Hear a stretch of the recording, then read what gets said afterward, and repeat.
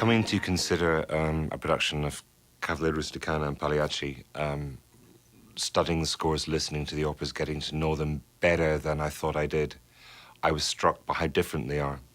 And that led me to think how often they're treated in a very generic way, almost as though they're two pieces by the same composer.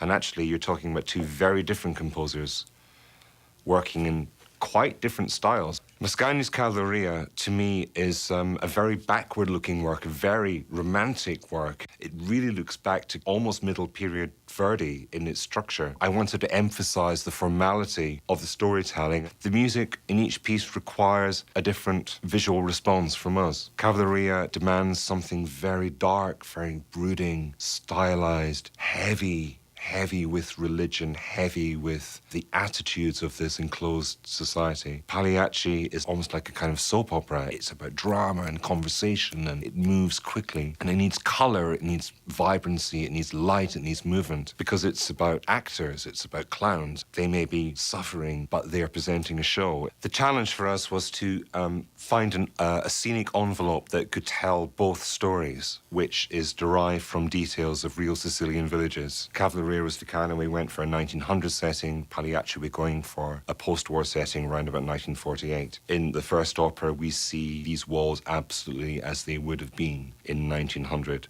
And then we cross the interval, we go into the late 40s, and suddenly electricity's come to this town. Suddenly there's a gelateria in the corner, there's a bar opened up at the back. Suddenly there's electric light, there's telephone wires everywhere. I was struck in my research, thinking about the Pagliacci half of this production, that the play the singers actually perform is never generally very funny.